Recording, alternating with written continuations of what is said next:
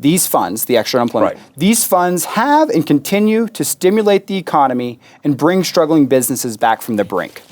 Okay? And like you said, he knows better. He knows that's not true. Welcome, I'm Jon Caldara, president of the Independence Institute. So, some are starting to call him Governor Unemployment.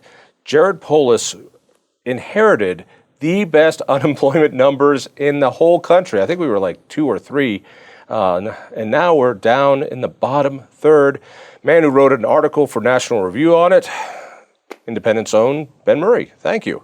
Thanks for having me All right, on. so you called him Governor Unemployment. Why? Well, under his reign, like you said, we have seen unemployment fall some 30 places at least. I think we've actually improved a little bit since I wrote it. We were 37. Last I saw, we're 35 now. That's new. Go. Yeah, so we're doing great.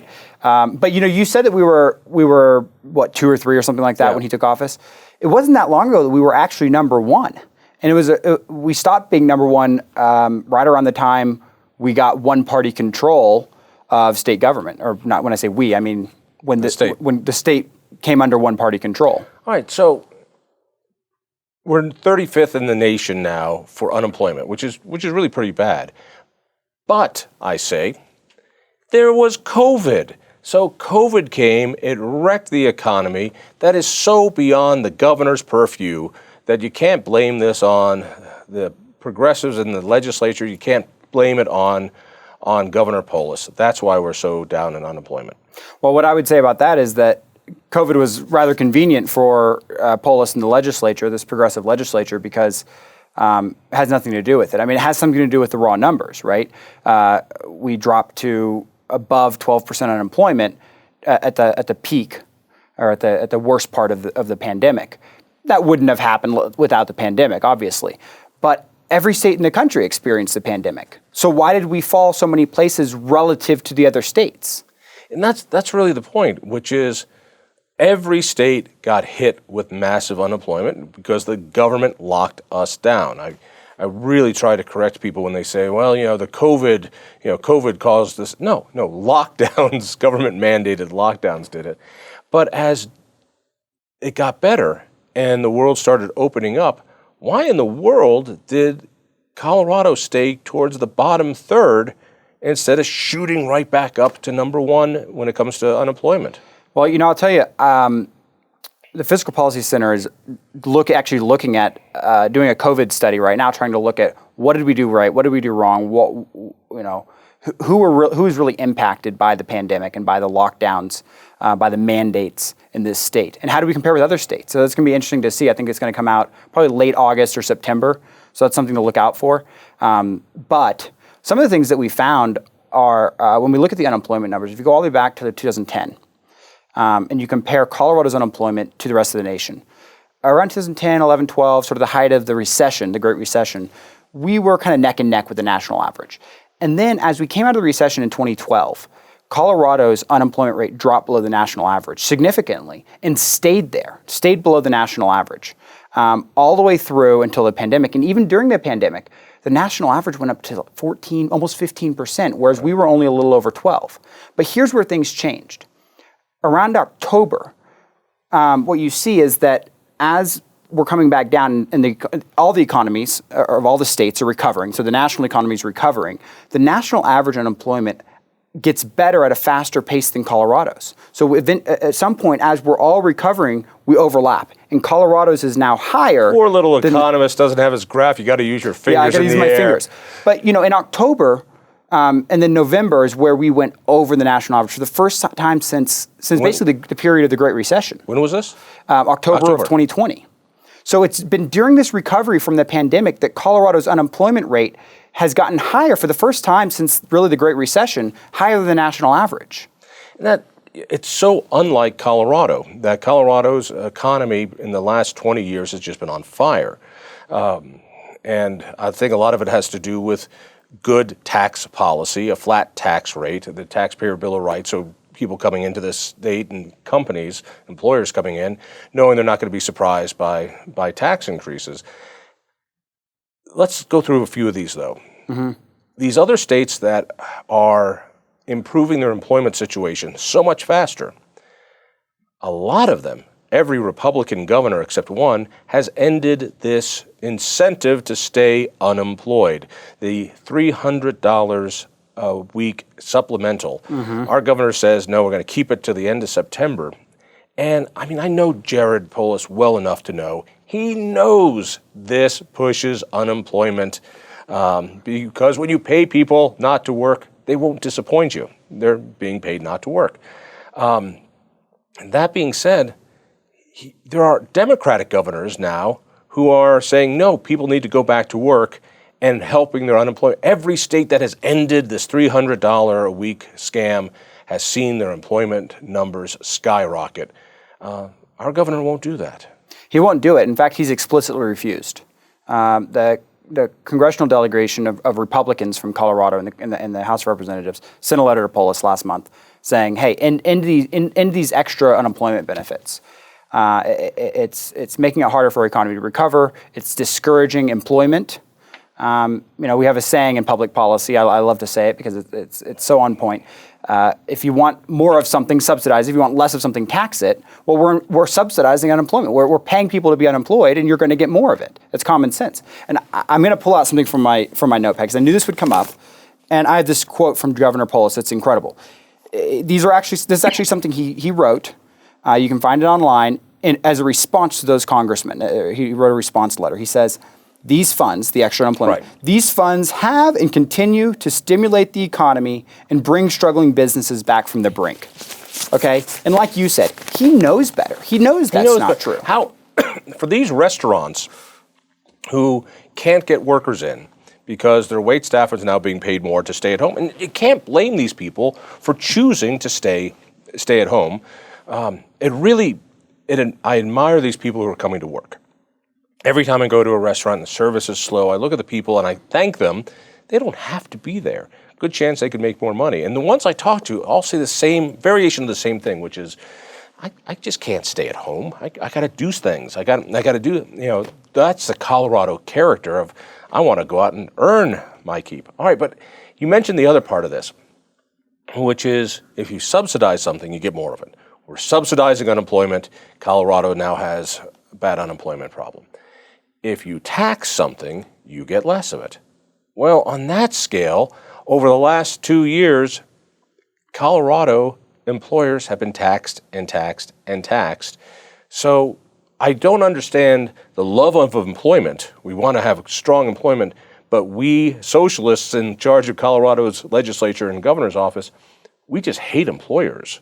Let's go through a few of those. A great example of that, and the first thing that pops to mind is Proposition 118 last year. This was paid family leave. This was what was dubbed the paid family medical leave. It sounds so warm and fuzzy. It sounds so great, but it's the largest single tax increase in Colorado history. And if you actually look at it, and it's right on employment. It is a payroll tax. That's exactly it. It's a payroll tax, so it's like Social Security and FICA and the rest. That sort of thing, right? At the federal level, we didn't have a payroll tax in Colorado, like a Colorado-specific payroll tax. Now we do. And the way it works, just like FICA, is half of it's paid by the employer and half is paid by the employee. But we all know that really all of it's paid by the employee. Businesses don't pay taxes.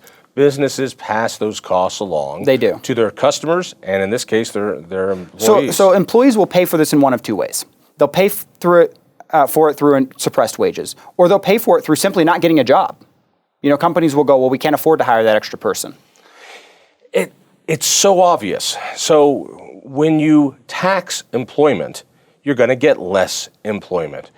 So a lot of those marginal businesses that were able to keep people around, particularly in the service industries, now they have an extra 1% tax, and that'll soon be 1.2% tax on top of all the other taxes that they're paying, including all the fees and including all the regulatory changes, which are nothing more than tax increases by a different name. It's no wonder we're starting to see systematic higher unemployment in Colorado. It's not just COVID. And you're seeing, I think you're seeing that the problem will be more sustained in Colorado by the fact that while the rest of the nation is recovering, Colorado is recovering at a slower pace with unemployment. The governor will say, well, that was voted on by the people of Colorado and I wasn't supportive of it. I think that's a fair statement. He's not a cheerleader for it, but he did not lift a finger to stop it. I can't think of anything he said or did to oppose it. Right. I mean, here is a guy who's entrusted with the economy of Colorado to keep us an employer-friendly place so we can be an employee-friendly place, and he did nothing to stop this horrendous anti-employee tax.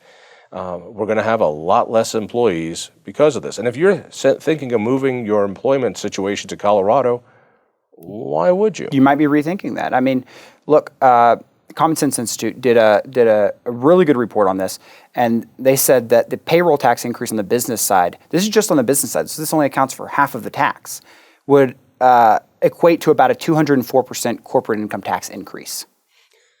Say that again in a way that even I can understand it. Tripling the corporate income tax. So if we wanted to cost the same amount of money to employers, we could triple our flat rate income tax. On corporations. On corporations. That's how big of a tax increase this is. That is a wonderful way to put it. All right, but it's not just the taxes. It's not just the $300. Amazingly, in the amount of pride I had to see that Colorado was the only state that some 300 now employers say we will not hire any teleworkers who live in Colorado. Mm-hmm. Now, I saw this, and we knew this was coming, and it seemed to shock everybody when it was on the front page of the Wall Street Journal. Mm-hmm. When people for the ethical treatment of animals are looking for a position, a virtual position, you can live anywhere in the world and take this job, but not in Colorado. But not in Colorado. Why? Well, why would the first gentleman of Colorado is a PETA fanatic, a vegan activist set on destroying the ag industry here in Colorado, and PETA won't hire any people? Well, don't worry, they're destroying ag jobs too, but we can talk about that.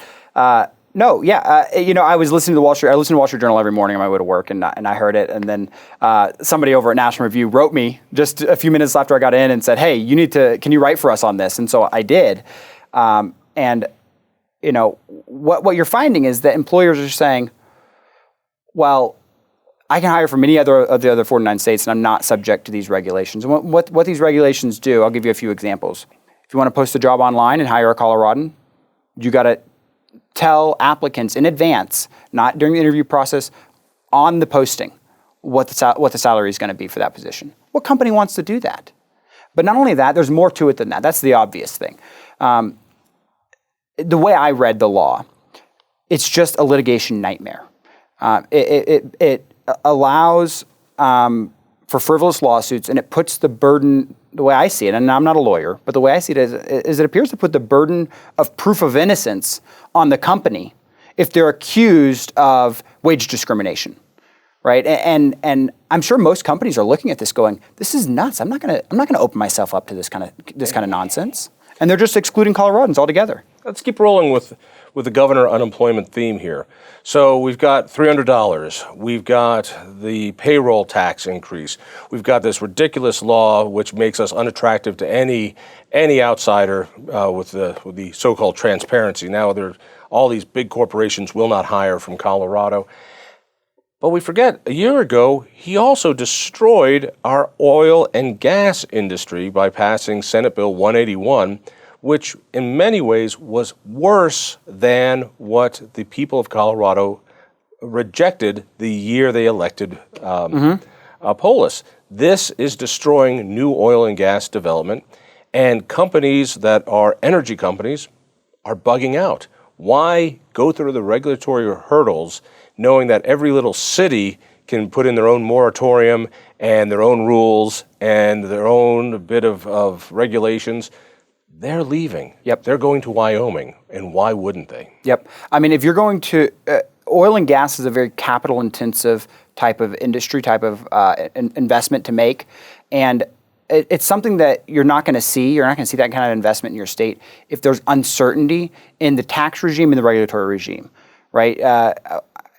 And I worked for Senator Cruz for years, and I did energy policy for him.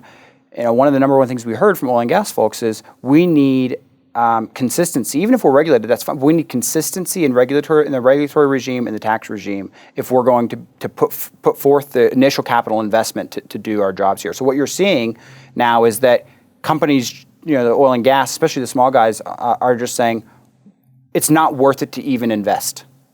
It's not worth it to even create jobs to begin with. And those oil companies that had the permits lined up go, hey, we'll be fine for the next few years. We've already lined up all these permits. We're set.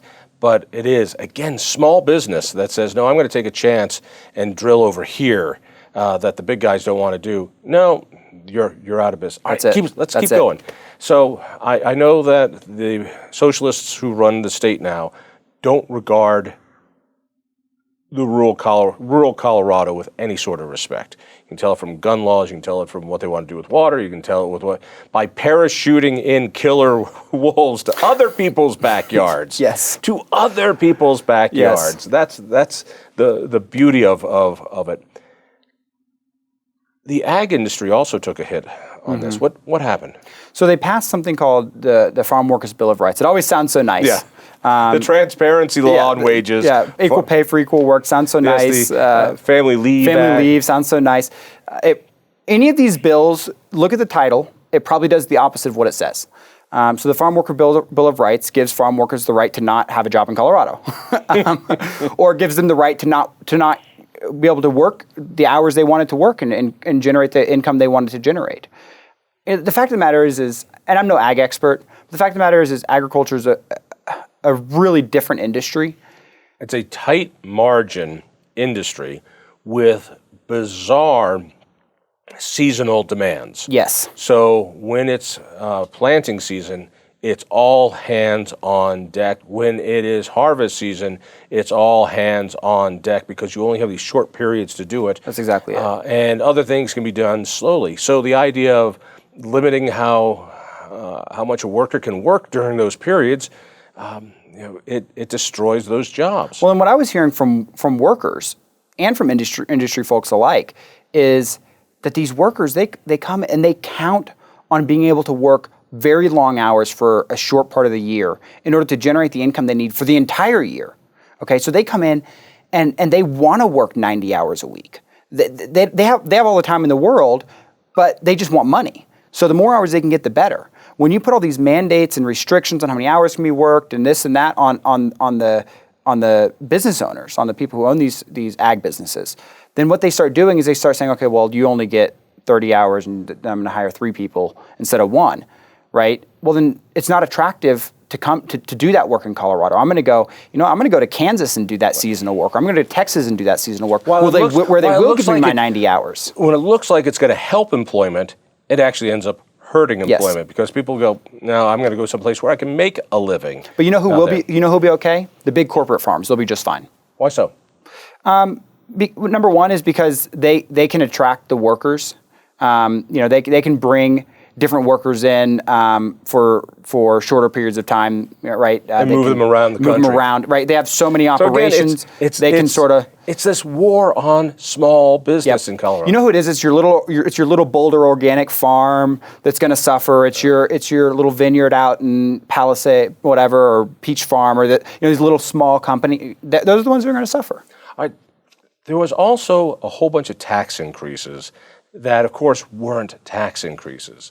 The big one, which was, the governor likes to tell it when he's talking in front of business, we're fixing our roads.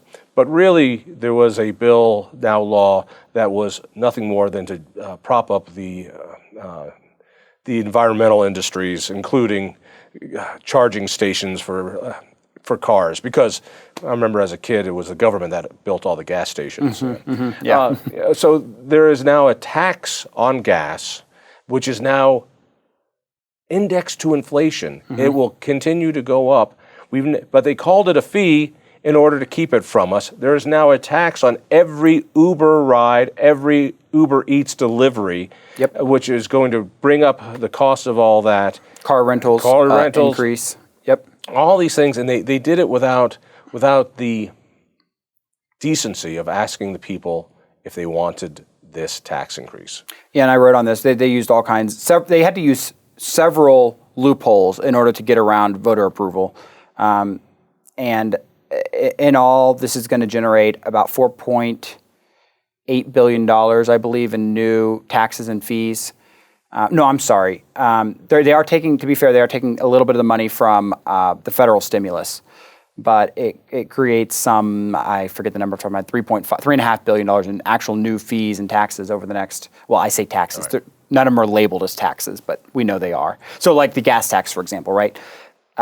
If you look at the statutory language for the gas tax, what they did when they did this bill is they actually adopted the exact same language. They referenced the language to the gas tax, but then called it a fee. It's all right. We're going to run out of time before you know it. There was a bill that requires everybody now to buy new electric appliances. So when your gas dryer breaks, you're not going to be able to repair it. So people who make their jobs as repairmen for these things, they're going to be out of work pretty soon. There was a tax increase on businesses by changing what deductions you could use. And it was an attack directly on businesses. Yep. In other words, an attack on employers. On job creators. That's right. The whole session was beating up on employers beyond the fact that we locked down employers for a full year before we let them go. Is this unemployment situation, how sticky is it? I mean, I keep seeing so many other states bouncing back, but I don't see Colorado bouncing back the way others have. I've been giving thought to why this is, and these economic questions are complex. It's hard to put your finger and say, this is the reason why this is happening. But, one theory I have, and we'll see as the data comes out, is, so we've had one-party control, better than, for 4 years, since 2018, right? January 2018, we've had one-party control, right? It takes time for policies to go into effect. So take the Equal Work for Equal Pay, quote-unquote Equal Work for Equal Pay Act, right? It was enacted in 2019. Governor Polis signed it. It didn't go into effect until the beginning of this year, right? So you get one-party control. And not only that, the legislature's been much more aggressively progressive this session and last than they were in 2018 and 2019. It's gotten worse and worse and worse, right? So there's some lag from these terrible progressive policies, these job-crushing policies, to where you actually see the effect in the economy. And I think most employers, especially small businesses, even when they're struggling, even when there's a new job-crushing regulation or new tax that's hurting them, they're reluctant to fire their workers. I mean, their workers oftentimes are family, right?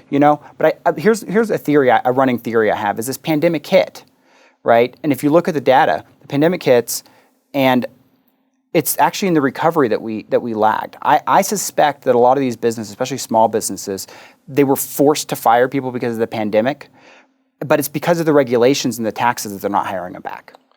So we've got the incentive for workers to stay unemployed. Why search for a job if you can make more money unemployed? But you're right. You look at the job that got national attention, or the bill that got national attention, that is now all these companies saying, we are not hiring any teleworkers who live in Colorado. Anywhere else on the entire planet, you are allowed to work, but not in Colorado. And it takes a while for those effects to take root, and there are going to be a lot of companies who don't realize this until they hear about the guy who sued them because they didn't disclose whatever weird thing that only Colorado has. That's right. And they're going to go, all right, nobody else in Colorado. I think about my wife's company in Maryland. She works remotely. I hope they're not watching. She works remotely for a company in Maryland, and they have no idea about the Colorado law. I guarantee you they're not in compliance. Right. But my wife will never file a complaint or something. It's not a risk to them, obviously. But until it is a risk to them. But what about when it's somebody else? Right. And the company's none the wiser. The other theme of all this is it screws working people more. It screws small businesses that cannot keep up with all this ridiculous compliance. Think about the bill that says the Regional Air Quality Control Council now has this incredible amount of power over how your employees are supposed to commute to work. And now it's your job as an employer to keep a prying database of how your employees got to work, and it's your job to give them money or give them a bullet in the head if they're not riding in carpools, bicycles, or transit. Well, this equal pay for equal work. You have to keep track of your history of pay for every position and all this, and then you have to make it publicly or available to the state so the state can analyze whether or not you have a trend of discrimination in your pay history, and it's so but it's not specific about how exactly that works. So it's some bureaucrat making some arbitrary decision, and the costs of the inputs, even outside of employment, continue to go up. With the ridiculous environmental regulations that are happening on energy, we're destroying natural gas, we're destroying coal, we're doing these ridiculous things that are so expensive, which means if you are an energy intensive company, even if you're using the gas ovens at your bakery, your costs are going up and you're going to have to take it out someplace else, which means you're going to be hiring less people. And we're not seeing, there are unseen effects. We're talking about what we see. But what we don't see is that business that says, maybe I'm not going to move to Colorado and move my jobs to Colorado. What you're not seeing is that entrepreneur who says, never mind, I'm not going to take the risk and invest in Colorado and create jobs and start a business. It used to be that entrepreneurs would look around and go, Colorado, that's a place I can take risk. That's a place that I can find the right people. That's a place that has a quality of life that's wonderful. And now we're finding that people and employers are going, wait a second, I'm leaving California. Do I go to the place that's turning into California? Or do I go to a zero income tax place like Wyoming or Florida or Texas, where the regulations are so much better? All right, we got 10 seconds here. The real takeaway from all this is what? Governor Unemployment. He does a good job of acting like he's pro-business, but his policies have proven he hasn't been. It is amazing how many people think Jared Polis likes employers. Thank you so much, Ben. Thanks, John. If you enjoyed that conversation, by all means, click one of these other great programs. We have the best conversations with the most fascinating Coloradans. And subscribe to our channel. Just click down below and hit that little bell button too. You don't want to miss a single show.